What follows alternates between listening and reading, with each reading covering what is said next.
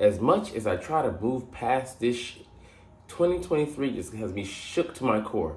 What in the happened? That's what I really want to know. So we're going to take a deep dive and look at 3 years, actually, a 3-year window. 2021, the fledgling journey. 2022, the great success.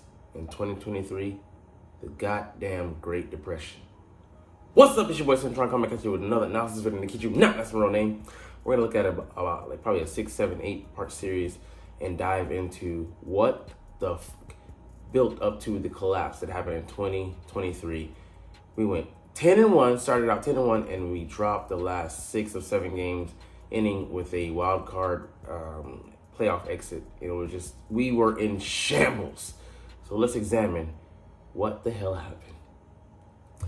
So the title of this article, Kellen Moore will define the Jalen Hurts, Nick Sirianni era. So questions have been raised over the past 3 years about whether Sirianni or Hurts deserve the credit and blame for the Eagles' offensive successes and failures. Kellen Moore will definitively answer those questions. Like, he is the delineation, the line in the sand, the line of demarcation, because his offense has nothing can do with Sirianni. Yes, he can take bits and pieces, but it's a standalone offense that has been successful everywhere he's been. In Dallas, and he was a young rising star. With the Chargers, he had a weakened offense with weakened pieces and parts, and a backup quarterback. As he did in Dallas, he still had success. Had them on the cusp of being, I think, a top 10 offense. So I don't want to hear about the ifs, ands, or buts of who was injured and who was not as good as who we'll have here in Philly. All signs point to this being a spectacular experiment. All Nick Sirianni has to do is be the CEO and stay the fuck out the way. Let the man cook. All right. Let's see. Since Sirianni was hired and Hurts was handed the keys to the offense, there have been many debates among Eagles fans and writers on the nature of the offense when assigning credit and blame. Who wrote the playbook? Sirianni. That's why it stinks. Who's really calling the plays?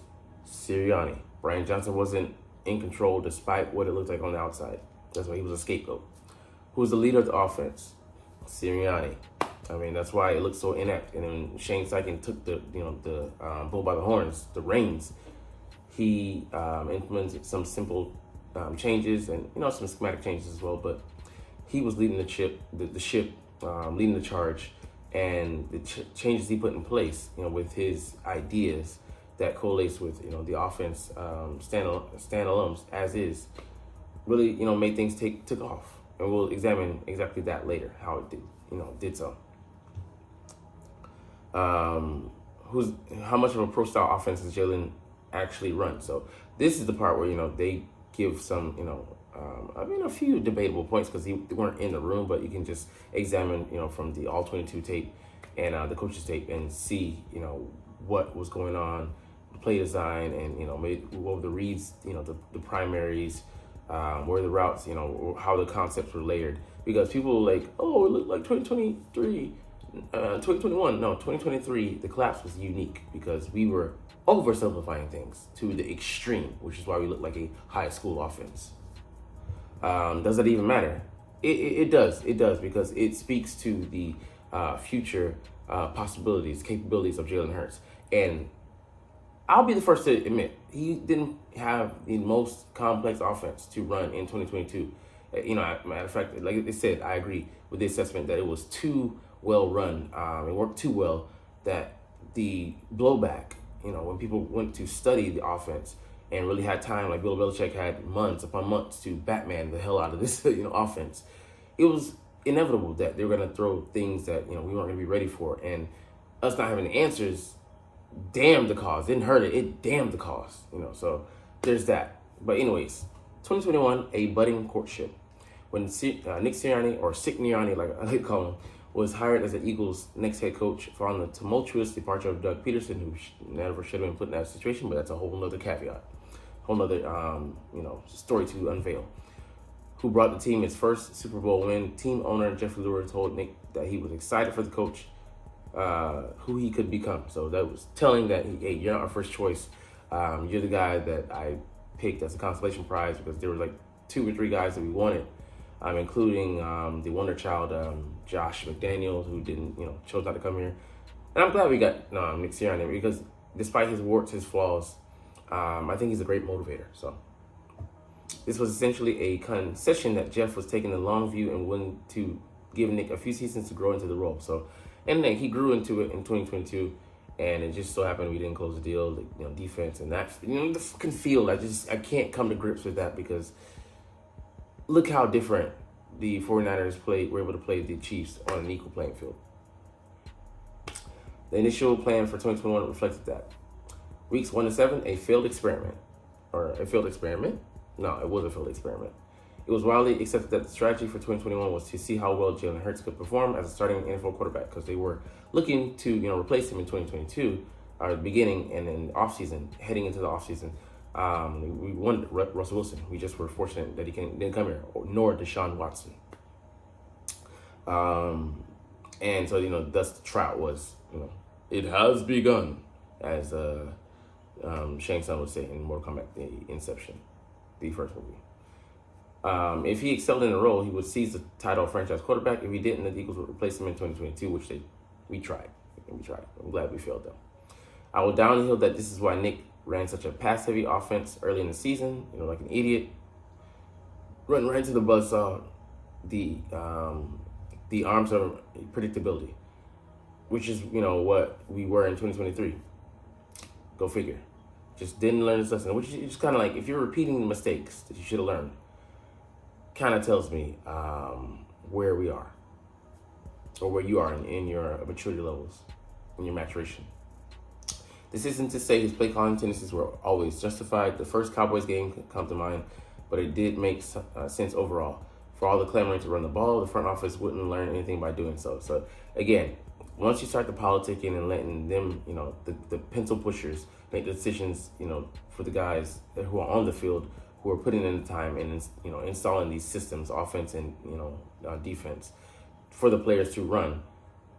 And analytics shouldn't be deciding or have the deciding vote on what happens on the fucking field.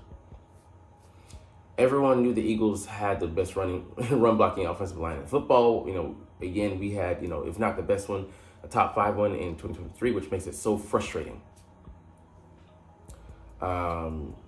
Everyone knew Jeff Stoutland was the best offensive line coach in the game.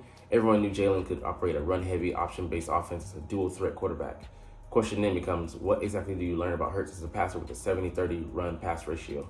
Practically nothing, but hey, we'll see that, they switched it up because it was winning fucking games, and it gave us a great opportunity to punch a ticket, to the playoffs, which, we failed, but hey, you still have that in your back pocket. You don't put that feather in your cap. So the Eagles threw some more, and they largely failed. Nick Sirianni received most of the blame for this as a first-time head coach who was in over his head because he was just, stubborn, headstrong, charged right into the fire without a plan, without a fire extinguisher, not.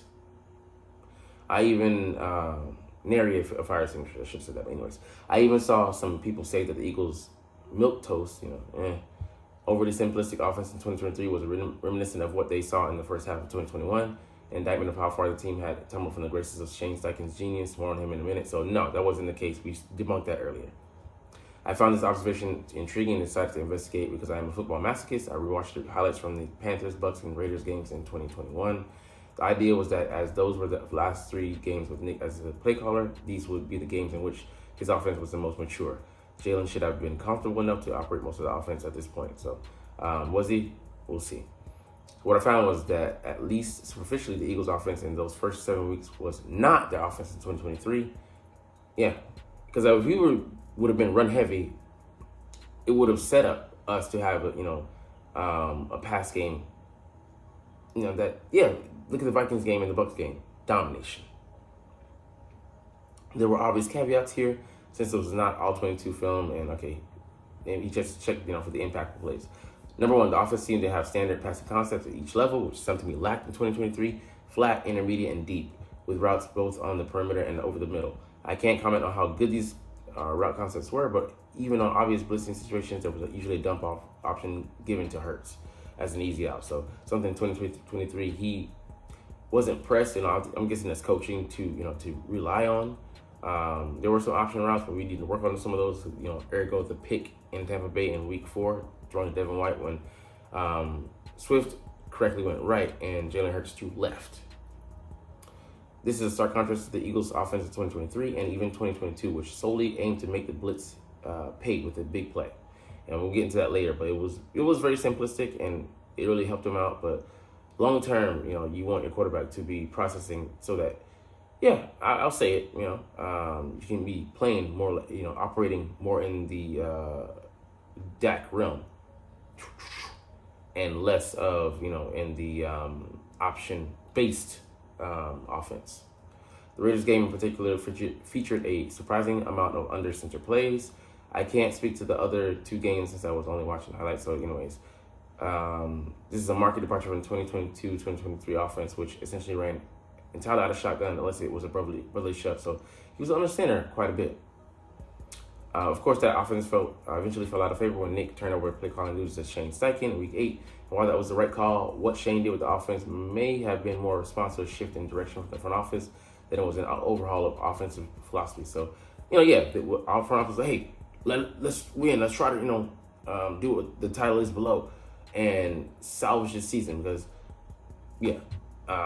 tanking and, earning a high pick doesn't blow over so well with the fans, who are spending their hard-earned money to see a winner, not a recharger or a reinventor or a, I'm not going to say that word, but it's what you do in spades and you renege. Weeks 8 to 19, they ran the ball. So we all know the story here. Shane Steichen became the play caller, and the Eagles instantly transformed into a nasty smash mouth offense, which should have been again in 2023. Get away from your identity. That ran some more. They became the first team since the 1985 Bears to run for 175 plus yards per game for 7 straight weeks. Domination, damn. Nothing like a dominating run game where you just grinding on people. Pause, no club. And tallied the 7-3 record in the process that earned them a wild card berth. Sorry, tried to get cute there. This success is mostly credited to Shane's savvy as a play caller, but let's revisit what the Eagles' plan was in 2021. Let Jalen prove himself as a passer or replace him. And that light molded into a run-first team is more or less an indictment that you don't believe in the quarterback. And, hey, man, it was his first year starting, so why would you put all the pressure on him? I would say give him a fall pass and let him grow into what he, potentially can be, which in 2022 we started to see the beginnings of that because this is nothing close to the end. This checks out as it was reported that the Eagles were interested in both Russell Wilson and Deshaun Watson, which we talked about earlier. So why we can't become a run-first team, winning, storylines, media attention, and ticket sales are all one thing, but from a team-building standpoint, there's another obvious reason, a bad quarterback draft. So 2022, Kenny Pickett got picked, and he's now our backup because he didn't play so well. And then, like I said, tanking for a quarterback in 2022 wasn't worth sending an unwatchable product on the field for 17 games. So, it's a bad decision. That's what gets GMs fired. Their hubris, their ego, and thinking that they know better than the other guys around the league or, their contemporaries. Or, thinking that they have a longer leash than they do. Getting comfortable in the seat and then getting deposed from the throne. So Harry Roseman astutely acknowledged that tanking wasn't the way to go, and they were given the tacit approval to salvage what they could in a seemingly lost season, and it ended up being a playoff run. So the Eagles did more than that. They earned a wild card berth 7th seed, in which they were eliminated. But hey, it gave us a great springboard to leap bound off of and going into 2022. And we'll go into the honeymoon phase that year, next time. But it's a lot, this article's a lot. I'm loving it, diving into it. But anyways, you're probably not even watching, so it's all good. But we'll continue that in part 2, probably tomorrow. But hey, like I said, I'm going to do this officially, get out of here because I love talking about the Eagles and love making these videos. But your eyeballs aren't here and your ears are out the door. So we'll fly the coop, pun intended. But hey, as always, it's fly, Eagles, fly, and let's motherfucking go. Like, comment, share. Subscribe. Thanks for watching. Check me out at Cintron, Cintron Anime, Cintron Life, or Cintron Laughs, or other social media.